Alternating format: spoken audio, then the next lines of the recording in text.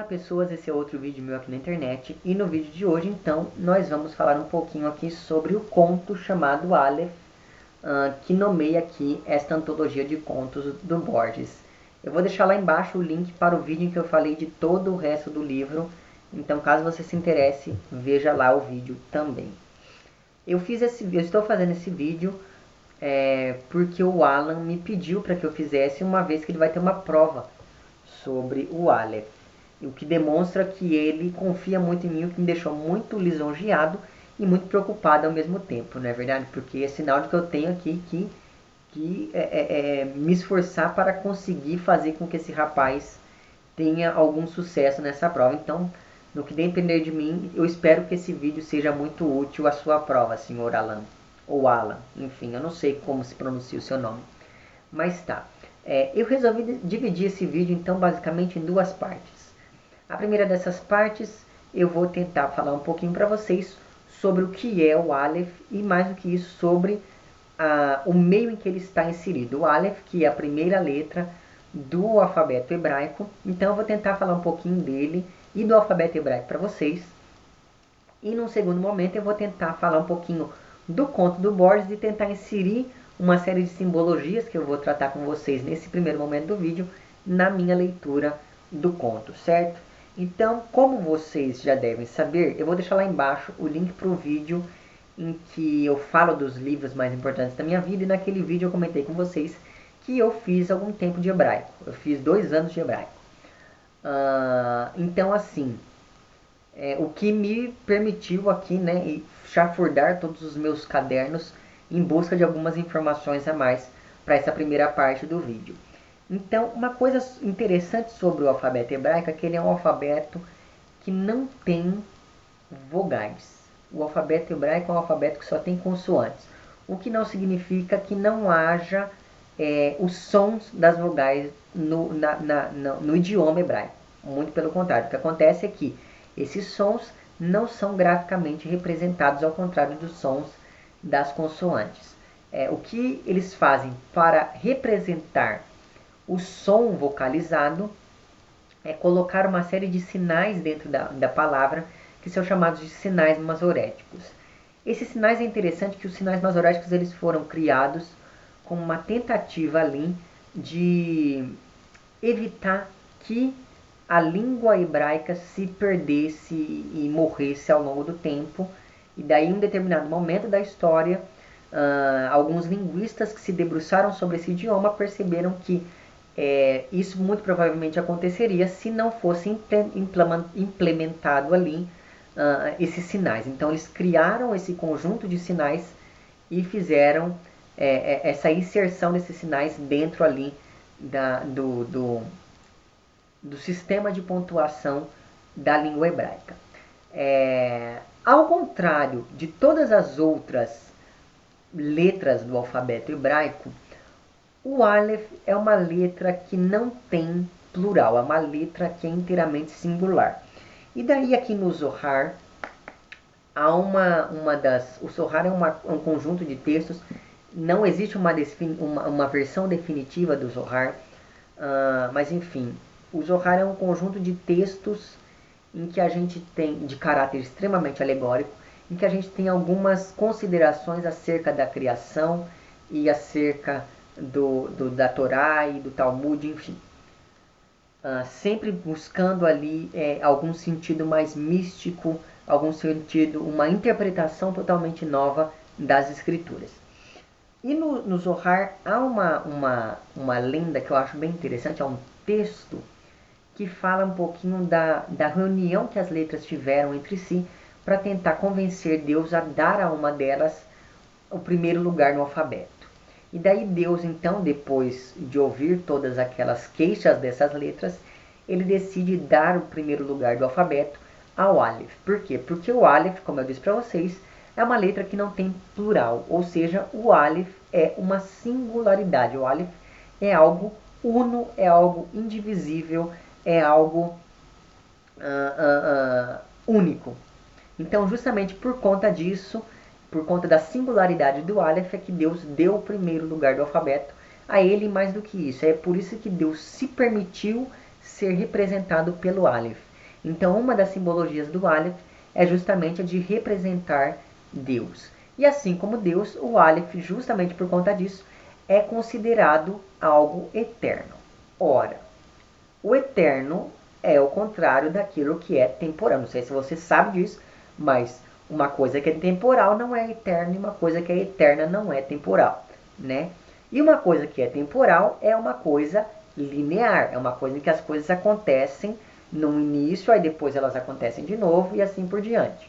Então perceba que se o tempo é linear, a eternidade é simultânea. A eternidade é o local em que as coisas acontecem simultaneamente, sem ter uma ordem específica de acontecimento. E esse conceito, guarde isso, que vai ser muito importante para a gente entender um pouquinho sobre este conto do Borges. Muito bem, então. Então esse vídeo ele vai se dividir em duas partes. Nessa primeira parte, que já se iniciou, eu vou falar um pouquinho para vocês do alfabeto hebraico, como eu já disse, e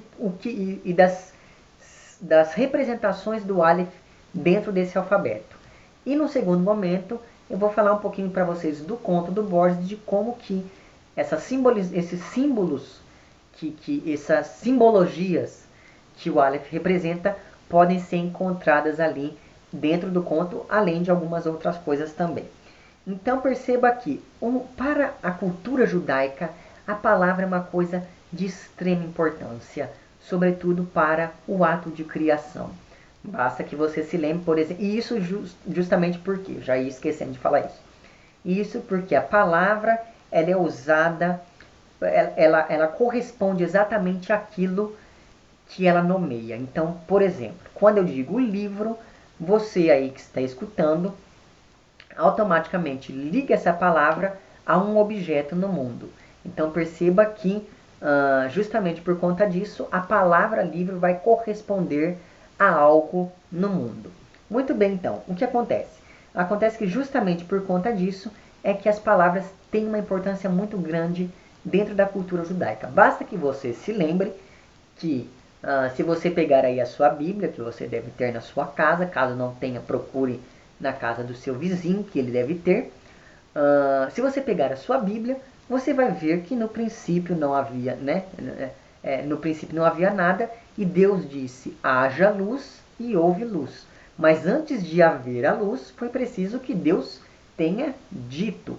Então perceba que a palavra dita é a representação das coisas. Bastou que Deus dissesse para que as coisas passassem a acontecer.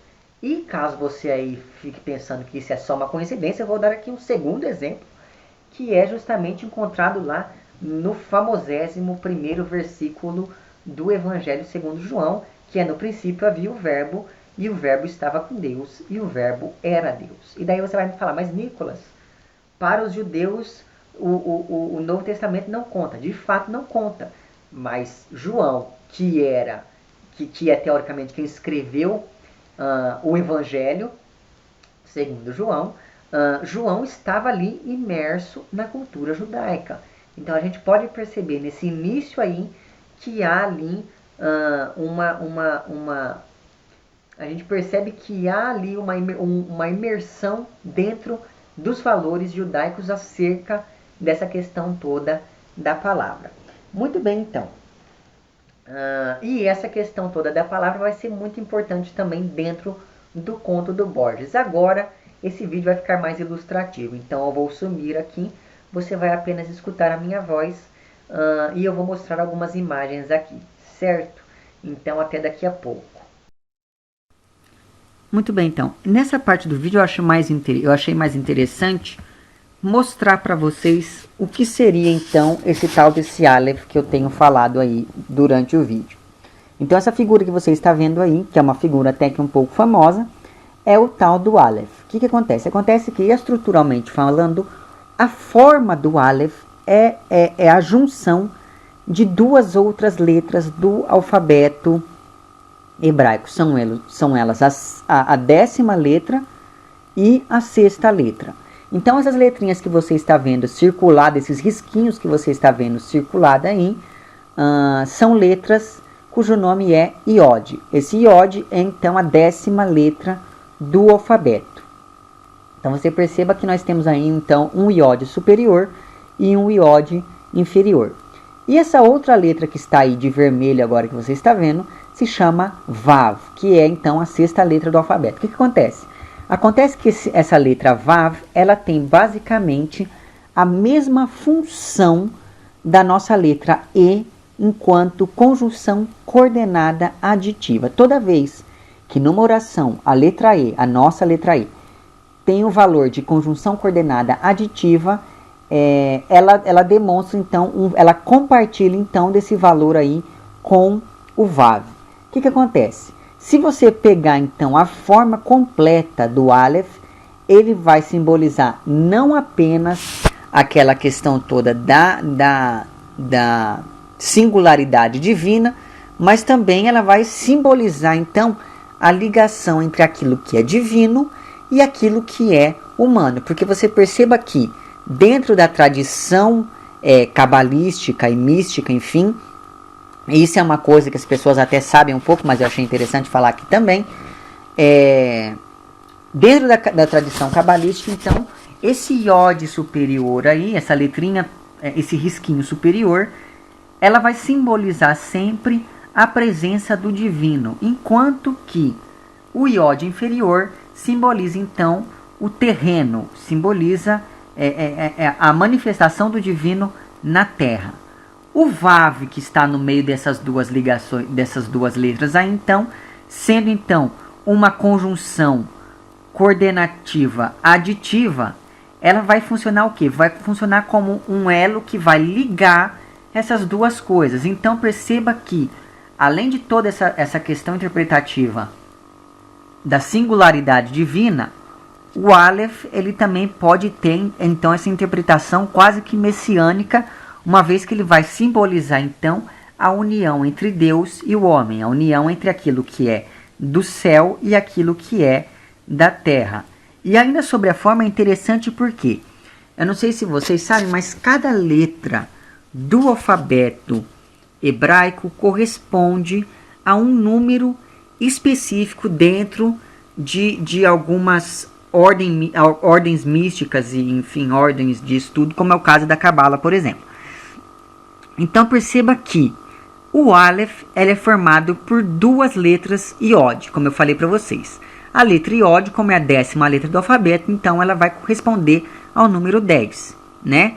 Então perceba que, nesse primeiro momento, o Aleph, enquanto letra solitária, digamos assim, ele vai valer 1. Mas se a gente for observar bem a composição do Aleph, então aí ele vai valer 2 vezes 10, né? Porque ele tem 2 iodes, mais 1 vezes 6, porque perceba que ele tem aí o Vav também, que é a 6ª letra. Então perceba que nós temos então o Vav, que vale 6, e 2 iodes valendo 10 cada um, o que vai totalizar aí 26. Aí você vai me dizer, tá, mas e daí? O que isso tem a ver com aquilo? Isso tem a ver porque perceba o seguinte: o 26 é um número muito importante dentro do misticismo judaico, porque ele vai representar o nome impronunciável de Deus, que é esse que vai aparecer aí agora. Essas letrinhas que você está vendo aí agora foram transliteradas como um Y, um H, um V e outro H. O que isso significa? Isso foi transliterado. Esse daí é um som, é uma palavra que não tem um som exato, mas que foi transliterado como se fosse Javé ou Jeová. Então perceba que, numericamente falando, o Aleph está ligado intimamente à figura do próprio nome, porque nós conhecemos Deus, né? Pelos quais os judeus conheciam Deus. Então perceba que enquanto forma, essa letra simboliza aí ela pode ter essa interpretação messiânica. Enquanto número, essa letra pode agregar aí essa questão do próprio nome de Deus. E enquanto simbologia mesmo, ela pode representar a própria unidade de Deus, como eu havia comentado com vocês. Muito bem, então.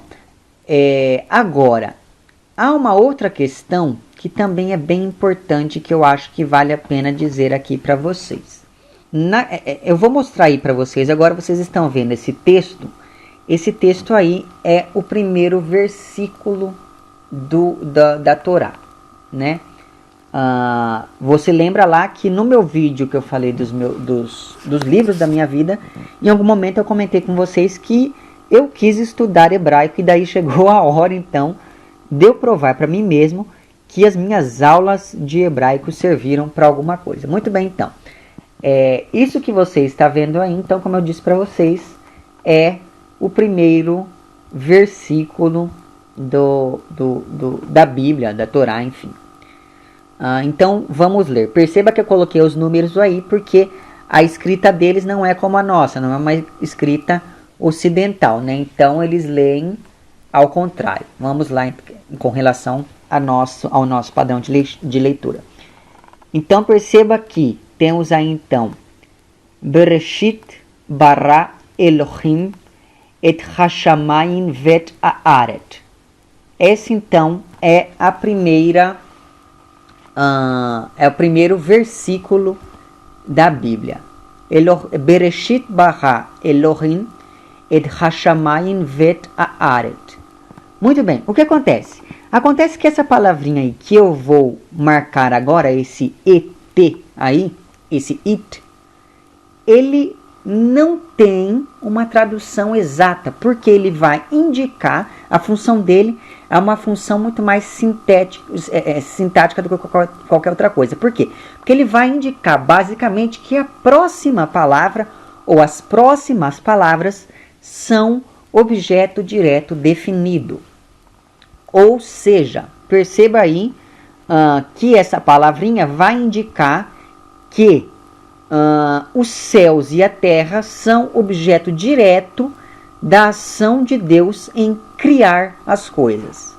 Muito bem, então, o que eu acabei de dizer? Veja só vocês. Essas outras palavrinhas aí, os 5 e os 7, são aí então os céus e a terra. Enquanto que esse verbozinho que aparece aqui na posição número 2 é o verbo para criar. Então perceba lá que Bereshit é no início. Então no início criou Deus os céus e a terra. Muito bem. Acontece então que a palavra it, ela é formada por um aleph, como você está vendo aí, né? Esses risquinhos que tem embaixo das letras são os tais sinais masoréticos que eu comentei com vocês. Então, o it é formado por um aleph e ele é também formado por uma outra letrinha que é o tav, que são, respectivamente, a primeira e a última letra do alfabeto. O que isso pode significar? Veja bem, eu comentei com vocês que, no comecinho do vídeo, eu comentei com vocês, então, que para o povo judeu, a palavra ela tem uma importância muito grande no processo de criação do mundo por Deus.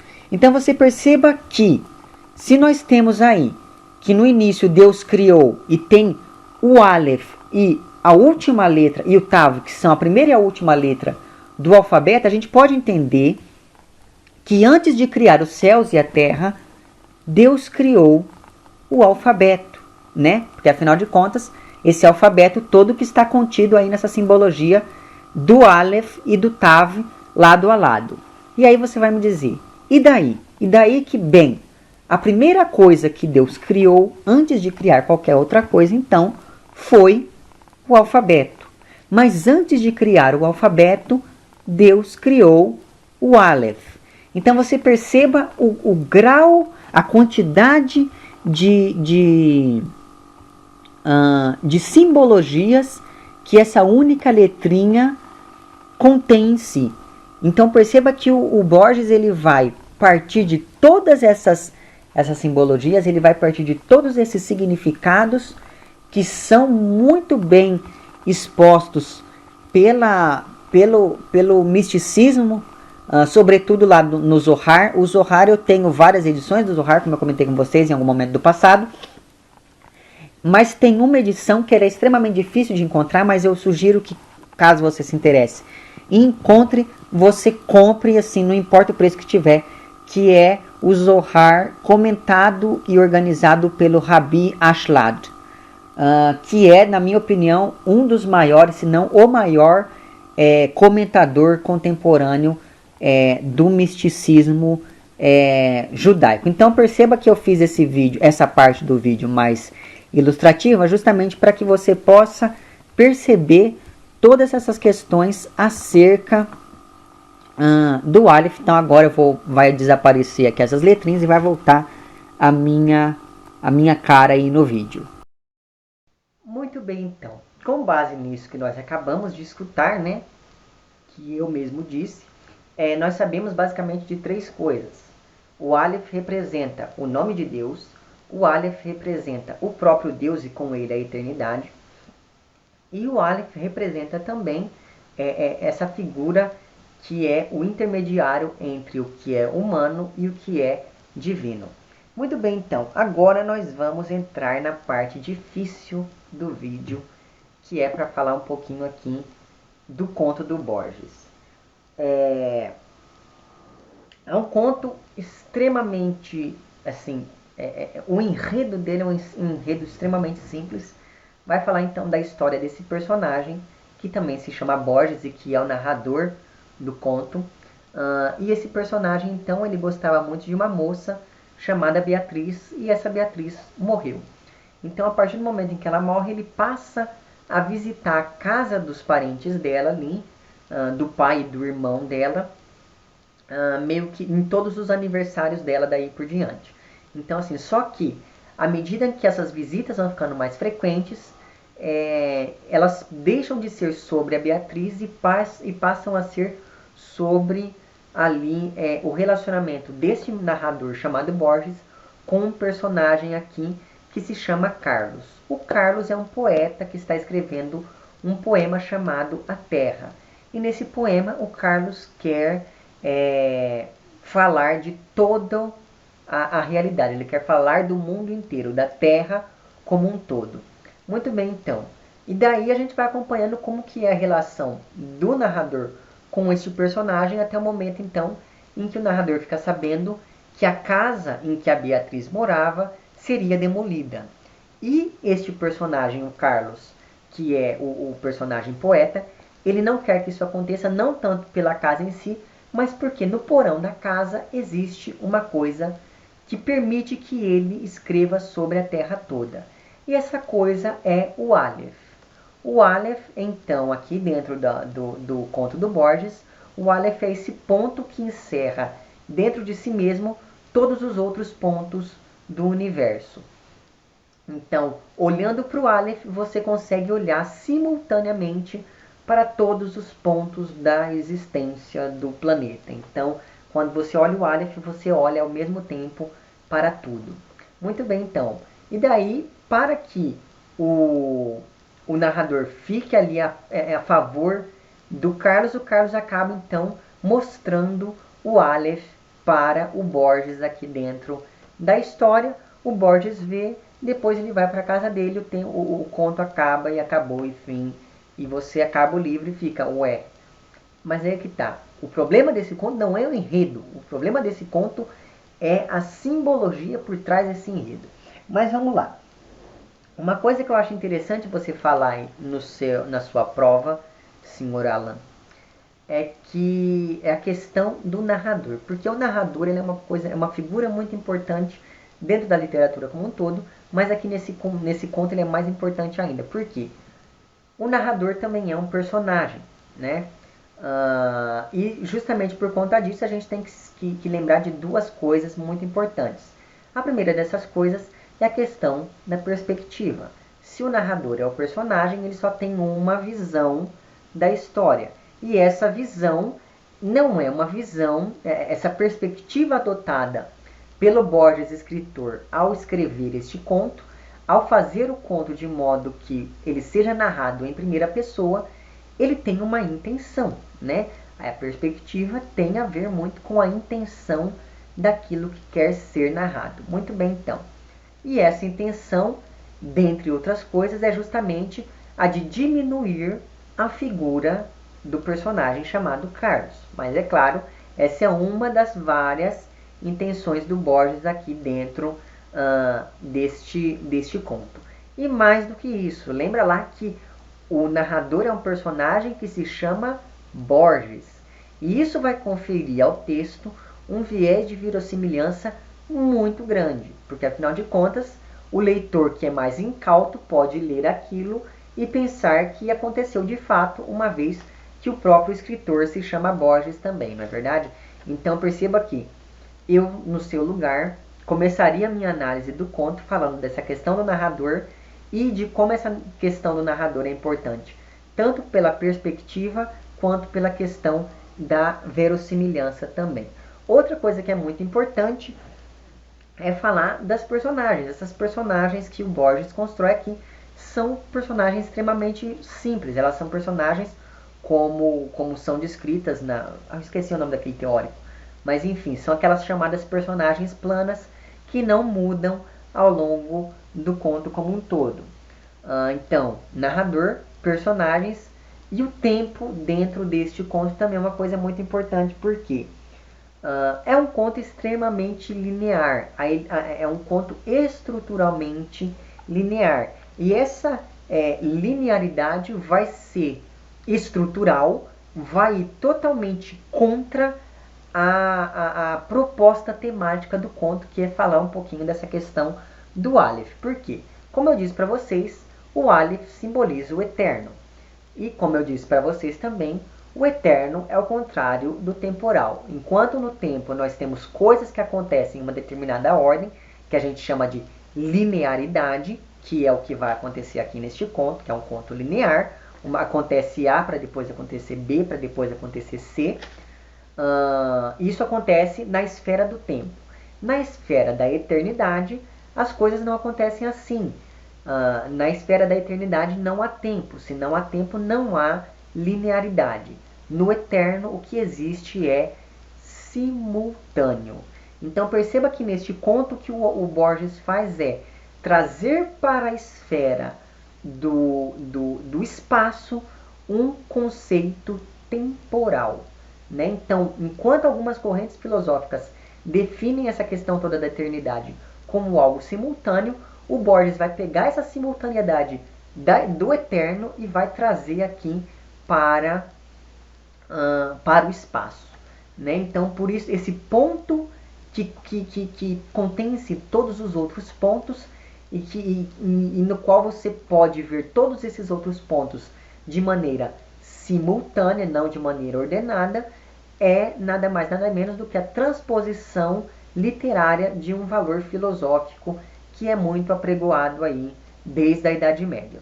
Então perceba que, como eu disse para vocês, essa linearidade estrutural vai um pouco de encontro à questão temática do conto, porque se o Aleph representa o eterno e se o eterno é simultâneo, dentro daquilo que é simultâneo, o conceito de anterior e posterior não existe. O que não acontece aqui dentro desse conto. Primeiro a moça morre, depois ele passa a visitar a casa da moça, depois ele começa a conversar com o irmão da moça, depois ele lê o texto lá do irmão da moça, depois ele fica sabendo que a casa vai ser derrubada, depois ele fica sabendo do Aleph, depois ele conhece o Aleph, depois ele vai embora e o conto acaba. Então perceba aí, né, que há essa questão toda que vai de encontro com uma coisa e a outra. Uma outra questão estrutural que eu acho muito interessante que seja dita é o seguinte. Onde está aqui? Perdi-me. Aqui, achei. Perceba que neste conto, no fim desse conto, há supostamente um pós-escrito de 1º de março de 1943. Geralmente, quando a gente vê um pós-escrito, a gente fica sabendo que aquilo é algo que aconteceu fora do âmbito da ficção. Aqui, neste caso, isso não acontece. O pós-escrito não é um paratexto. O pós-escrito faz parte da ficção. Por que que o Borges colocou ele aqui, então? Simples. Para dar um viés de verossimilhança ao texto. Então, digamos aí que o leitor não acreditou em nada até aquele momento. Quando ele vir aquele pós-escrito, ele vai falar assim, ok, a partir daqui não é mais ficção, a partir daqui é a realidade. Mas não é isso que acontece. Eu vou deixar lá embaixo o link para que você possa ler o conto e perceber isso por si mesmo, não é verdade? Então, enfim, vamos lá voltando. Narrador é muito importante por conta da questão da verossimilhança e da perspectiva. Comentar o pós-escrito também é importante por conta da questão da verossimilhança. Falar das personagens que são planas, falar da temporalidade, que é um conto estruturalmente linear, o que vai de encontro à questão da simultaneidade temática proposta aqui pelo Borges. O que mais mesmo? Sim, e outra coisa muito importante dentro desse conto é o retorno às tradições que o Borges vai tratar aqui. Como eu disse para vocês, então, dentro da cultura judaica, a palavra ela vai espelhar a realidade. Muito bem, então, se a palavra espelha a realidade, isso faz com que as duas coisas existam ao mesmo tempo. Com que as duas coisas, a palavra e aquilo que ela representa, existam simultaneamente.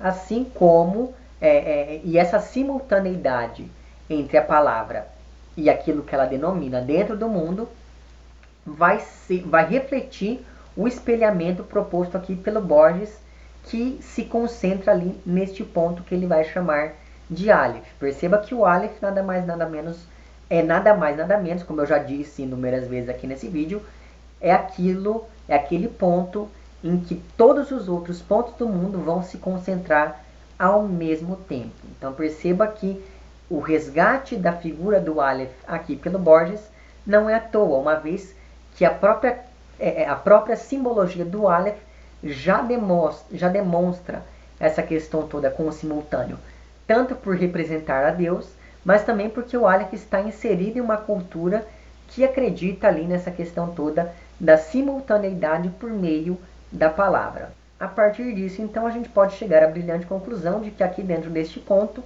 o Aleph vai ser uma grande metáfora, vai ser um grande símbolo para a escrita. Então, a escrita é o lugar em que as coisas acontecem ao mesmo tempo. Lembra lá que o Borges acreditava fielmente de que a escrita é uma das maneiras de alcançar o eterno. Então perceba como o Aleph é o próprio eterno. Então você alcança o Aleph a partir da escrita. E justamente porque a escrita vai gerar essa simultaneidade entre a palavra, esse espelhamento entre a palavra e aquilo que ela representa. E esse espelhamento do real recebe um outro nome quando a gente está tratando da crítica literária e da teoria literária como um todo. E este outro nome para o espelhamento do real é o nome de mímese, que já é um conceito que nós falamos aqui antes no canal, não é verdade? Então vou deixar lá embaixo o meu famosésimo vídeo sobre a mímese e a verossimilhança para o senhor Aristóteles. Enfim, então perceba que aquele personagem, o Carlos, ele quer fazer um poema que abarque o mundo todo. Ele quer fazer um poema que seja uma mímese perfeita do real. Ele quer fazer um poema que seja o simulacro absoluto daquilo que é representado. Então perceba que a partir do momento em que dentro deste conto a gente tem esse personagem que faz esse texto que quer ser idêntico à realidade, a gente está tratando aqui de uma maneira geral da questão do duplo. O duplo, que é uma coisa muito cara ao Sr. Borges. Em vários textos do Borges a gente vai ter a presença do duplo. E aqui, a partir do momento que a gente tem esse personagem que quer criar um simulacro perfeito, um simulacro absoluto do real, a gente tem ali esse personagem tentando criar o duplo daquilo que é real. Enfim, então acho que isso vale a pena você falar um pouquinho dessa questão toda dentro da sua análise também. E a última dessas coisas que eu fui capaz de encontrar aqui dentro desse conto, e acredito que eu procurei bastante coisa aqui, é a questão da paródia que o Borges faz da Divina Comédia em pelo menos 3 elementos.